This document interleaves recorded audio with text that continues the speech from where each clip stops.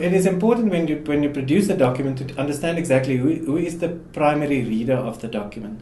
Now, I think from a South African context, we always thought that all your key stakeholders, the key stakeholders of the business, would be the primary reader of the business. So whether you're a creditor, an employee, or a shareholder, or a member of the community, you'll be a key stakeholder to the business, and you'll read the document. But that has moved on slightly. I mean, the International Integrated Reporting Council has published their new consultation draft on a framework for integrated reporting. And in that document, they suggest that the providers of financial capital be the primary audience of the business, of the report.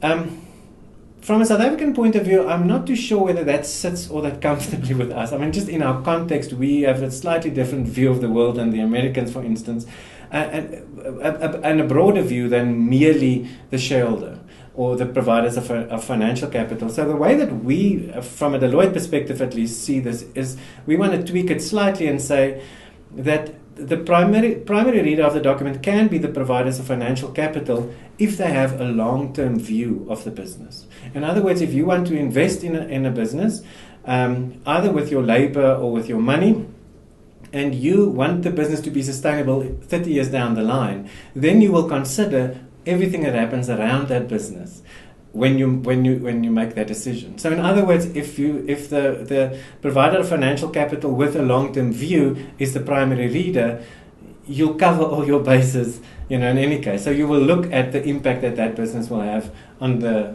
community and society as a whole. So and that is. It's important to realize that because that influences the way that you draft the document, and it also influences to a very large extent the type of information that you include in the document.